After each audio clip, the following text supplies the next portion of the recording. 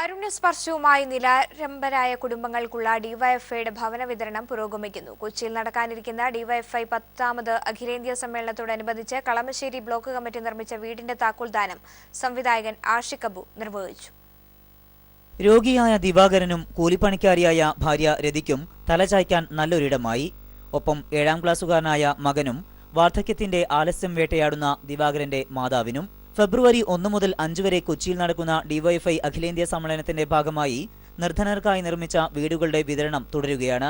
കളമശ്ശേരി പാട്ടുപുരക്കൽ കവലയിൽ നടന്ന ചടങ്ങിൽ ഈ കുടുംബത്തിനുള്ള വീടിന്റെ താക്കോൽദാനം സംവിധായകൻ ആഷിഖ് അബു നിർവഹിച്ചു. ഡിവൈഎഫ്ഐയുടെ ഏലൂര് നടക്കുന്ന ഈ ചടങ്ങിൽ പങ്കെടുക്കാൻ കഴിഞ്ഞു എന്നുള്ളതാണ് ഈ അടുത്ത കാലത്തായി ഞാൻ പങ്കെടുക്കുന്ന ഏറ്റവും നല്ല പ്രവൃത്തികളിലൊന്ന്. സഹജീവികൾ കൂടെ ജീവിക്കുന്നവർ ഏത് സാഹചര്യത്തിലാണ് ജീവിക്കുന്നതെന്ന് മനസ്സിലാക്കുകയും കഴിയുന്ന സഹായം അവർക്ക് എത്തിച്ചു കൊടുക്കുകയും ചെയ്യുന്നത് തന്നെയാണ് പ്രകൃതിയെ സംരക്ഷിക്കുന്ന പോലെ തന്നെ രാഷ്ട്രീയ പ്രവർത്തനം. പതിറ്റാണ്ടുകളായുള്ള സ്വപ്നം പൂവണിഞ്ഞതിന്റെ സന്തോഷത്തിലാണ് ഇവർ. നേരത്തെ ഒരു ഓടിട്ട വീടായിരുന്നു. ഇപ്പോൾ മഴ വന്നാൽ ഭയങ്കര ചോർച്ചയൊക്കെയായിരുന്നു. നല്ലൊരു വീട് കിട്ടിയത് സന്തോഷമാണ് എനിക്ക്. ഞങ്ങളുടെ മകനും ഞങ്ങൾക്കുമുണ്ടായ സന്തോഷം വളരെ അധികമാണ്. ഞങ്ങൾക്ക് എന്തെന്നില്ലാതെ പറഞ്ഞറിയിക്കാൻ വയ്യ. ചടങ്ങിൽ CPIM എറണാകുളം ജില്ലാ സെക്രട്ടറി P. രാജീവ് ഉൾപ്പെടെ പ്രമുഖർ സന്നിഹിതരായിരുന്നു.